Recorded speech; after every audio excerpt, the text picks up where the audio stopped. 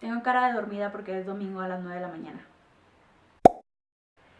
Leí Los recuerdos del porvenir en la primera década del 2000. La leí para una clase que se llamaba Textos del siglo XX mexicanos. El profesor Eliseo Carranza decidió que íbamos a leer exclusivamente mujeres durante ese semestre. Toda la bibliografía que nos dejó era de mujeres.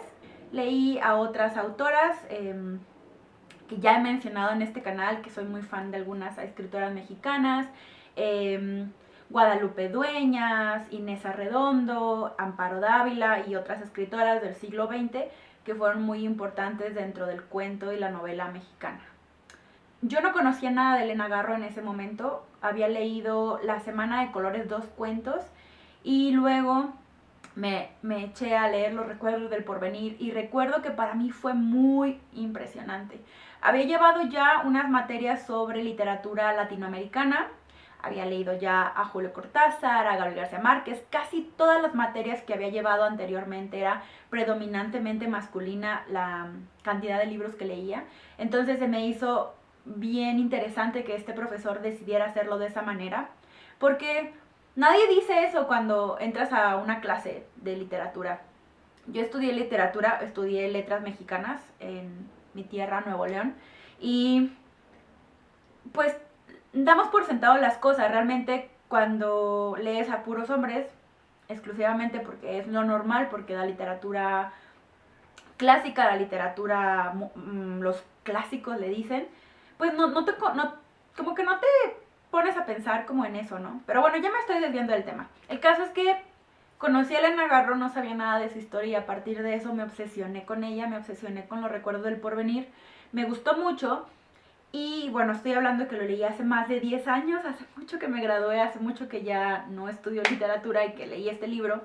Y este año tuve la oportunidad de releerlo en mi círculo de lectura que tengo aquí en la Ciudad de México. Cuando estábamos comentando el libro, una de las participantes dijo que mencionó a Juan Rulfo, uno de sus libros favoritos es Pedro Páramo, y dijo que pues tenía como esta aura, y yo en ese momento pues dije pues sí, o sea como que dije claro, es muy similar, entonces ella me dijo solo me quedé hasta la primera parte porque eso era lo que yo quería de la novela y le recordaba mucho a Juan Rulfo. Entonces, después de eso, yo hago mi reseñita. Para quienes me siguen en Instagram saben que yo reseño los libros que voy leyendo. Es una reseña muy simple, muy sintética, realmente solo pongo lo más importante. Aquí es donde me puedo explayar.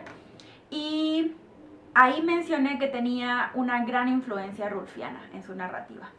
Entonces alguien muy molesta, lo entiendo la molestia porque la literatura de mujeres siempre está comparada, la literatura hecha por mujeres siempre está comparada de que, claro, nos recuerda a este, o sea, por ejemplo, con Lucía Berlin sucede mucho que la comparan con Raymond Carver y siempre estamos así como en comparación y nunca como este ser autónomo que somos para escribir.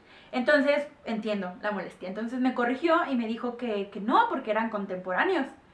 Y yo nunca me había preguntado eso, nunca había leído sobre eso y me pongo a revisar y en realidad, aunque se publicó más tarde, porque Elena Garro tenía, como muchas mujeres escritoras, muchas inseguridades para publicar, Octavio Paz tuvo influencia en que Los recuerdos del porvenir llegara, es lo único que le agradezco, llegar a nuestras manos hoy. En realidad, Elena Garro y Juan Rulfo fueron contemporáneos y ni uno ni otro pudo haberse copiado el estilo. eh, no sé si Gabriel García Márquez pudo haberse copiado el estilo, pero definitivamente Elena Garro estaba escribiendo desde lo que ella sabía y su historia. Y de eso voy a hablar en este video. En realidad este video es simplemente para recordarles, porque todo el tiempo siempre me preguntan cuáles son mis libros favoritos y creo que es muy injusto preguntarle eso a una persona que lee mucho, porque sí leo mucho y me gustan mucho los libros, es parte de mi personalidad. Es muy injusto que me pregunten cuáles son mis libros favoritos. Pero si tuviera que decir algunos, aparte de mi video de los 10 libros que me cambiaron la vida, Los recuerdos del porvenir sería uno. Elena Garro es increíble.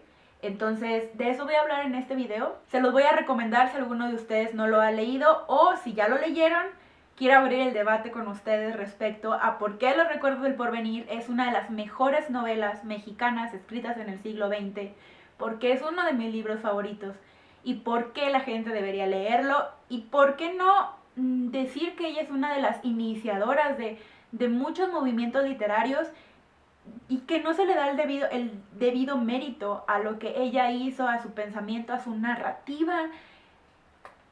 Mi introducción estuvo muy larga, perdón. Yo tardé mucho en encontrarlo, por ahí me dijeron que estaba en una colección de cuentos completos de Elena Garro. Me lo conseguí en esta edición esta edición es de lecturas mexicanas en aquellos tiempos, como en los 90s, 80s, sacaron una colección grandísima de lecturas mexicanas. Hay gente en México que las colecciona. Yo conseguí en los libros de usados. Me costó como 150 pesos. Pero está en muy buen estado, está en excelentes condiciones. Pero yo espero que se pueda encontrar Los Recuerdos del Porvenir en ediciones más actuales, porque más gente, estoy segura, va a querer leerlo. Entonces, ¿de qué se trata Los Recuerdos del Porvenir? Los Recuerdos del Porvenir es la historia de Ixtepec, que es un pueblo un poco ficticio, pero a la vez no, diré por qué, en una época muy específica de México, que es la Guerra Cristera. Es la época post-revolucionaria. Si tú no eres de México, creo que estaría padre leerlo porque entiendes un contexto muy importante de nuestra historia. Después de la revolución hubo pues la época post-revolucionaria con Plutarco Elías Calles y hubo muchos movimientos guerreros, bélicos, civiles bueno, hubo muchos movimientos que venían de la frustración porque no había funcionado el movimiento agrario de Zapata. Entonces, como muchas veces hemos visto, las revoluciones no siempre llevan a una tranquilidad y a la paz o a estar, o más bien es solo un cambio de poder, al menos así pasó en México. En esta época es donde se sitúa Los Recuerdos del Porvenir, en este pueblo de Ixtepec, con un narrador que no sabemos quién es, pero da pie a que tú imagines quién está narrando. Por unas veces parece un narrador colectivo de varias voces en Ixtepec.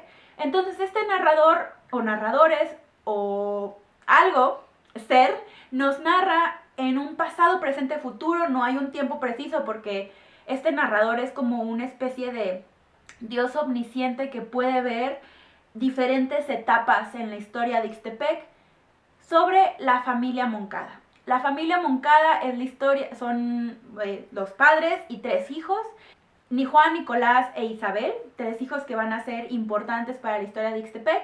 Otro personaje también importante es el general Francisco Rojas, que llega con la milicia a este pueblo de Ixtepec, lo sitian, y su amante Julia. Esto es importante entenderlo porque después de la revolución hubo muchos... la dictadura de Plutarco Elías Calles llevó a dejar militares en muchas zonas y pueblos y regiones del país. Entonces, por eso en realidad las historias latinoamericanas van mucho de militares y por qué les tenemos mucho miedo a las militarizaciones. Porque en realidad lo venimos cargando desde hace mucho tiempo. El caso es que estas son las historias, estos son los personajes importantes, el pueblo, sus personajes, que hablan sobre muchas cosas que pueden ser atemporales. El amor, la traición, el miedo, la injusticia, cómo se trata a los indígenas, sobre todo, las diferentes clases sociales. Hay 2 partes, el libro se divide en 2 partes. La primera que se acentúa particularmente en la historia de amor entre Julia y el general, pero también un hombre misterioso que se llama Felipe Hurtado, que llega al pueblo y que algo tiene que ver con Julia. Felipe termina viviendo en la casa de los Moncada y los Moncada se van relacionando. Tú puedes ver desde niños cómo es su relación entre estos 3 hermanos que se quieren muchísimo. La segunda parte es después de que algo sucede, la transición de cómo el general odia al pueblo de alguna forma. Y hay una escena muy importante que sucede en una fiesta que lleva a recordarnos que estamos en guerra, que está en la Guerra Cristera, que sucede algo. La Guerra Cristera, para quienes no sepan, es la guerra que hubo en la segunda década del siglo XX que era, había una ley que sacó Calles, el presidente, que se llamaba la ley Calles, de separar el clero de la política. A nosotros nos parece súper común que el clero no esté inmiscuida en la política gubernamental, pero quiero que entiendan que México es un país fuertemente católico, fuertemente cristiano. Entonces, en esa época hubo una guerra cristera, que viene del término Cristo, en donde mucha gente se indignó porque pues ahí malentendidos, etcétera, y cerraron muchas iglesias, y bueno, eso sucede en Ixtepec, al menos en el libro, pero quiero que entiendan que eran como cristianos contra militares del gobierno. Esa es la guerra cristera.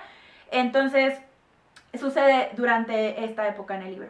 Eso es básicamente de lo que se trata el libro, y ustedes dirían, pues es un libro sobre México, si no viven aquí, pues dicen, ay, pues a mí no me interesa, lo que sea, pero lo increíble del libro es que la narrativa es bellísima, el narrador es bellísimo, pero hay ciertas escenas que son sacadas completamente de la fantasía y de la forma en que Elena Garro creció. Elena Garro creció en Iguala, Guerrero, que me parece importante esta ciudad porque Iguala, Guerrero ha presenciado muchos movimientos crueles contra indígenas, ahora lo que acaba de pasar con los estudiantes. Iguala, Guerrero y Guerrero en general es un estado que está fuertemente violento. Entonentonces, explico esto porque dentro de toda esta historia que sucede, que es fuertemente violenta, Elena Garro mete una narrativa que cae en lo fantástico, mágico, muy característico de las historias que nos cuentan o que nos contaron nuestras culturas indígenas. Cuando nosotros leemos 100 años de soledad o leemos otras historias similares a esto, entendemos el realismo mágico, pero Elena Garro no estaba haciendo realismo mágico, o al menos ella no dijo, voy a inventarme un movimiento, pero lo hizo.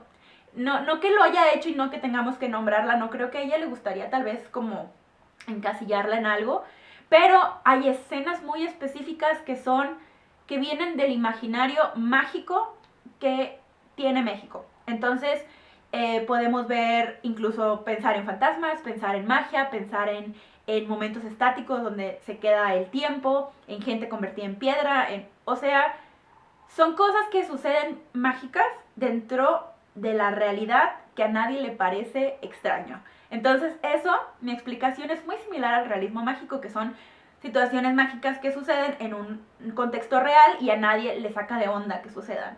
El caso es que esto lo hizo Elena Garro mucho antes de que lo hicieran otros escritores. No digo que los otros escritores se copiaron, solo creo que no se ha hablado más de esto y me preocupa que no se esté hablando de este tema, que Elena Garro no esté ahí metida entre las miles de estudios que se han hecho sobre la literatura latinoamericana, que se hacen en muchos otros países, pero que no mencionan a Elena Garro en su bibliografía.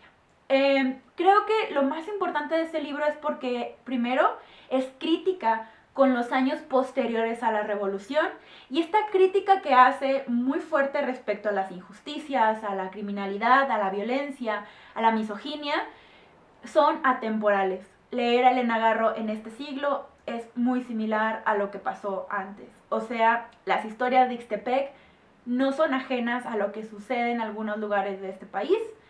Iguala, Guerrero, les insisto, es una ciudad que todavía le pasan estas cosas.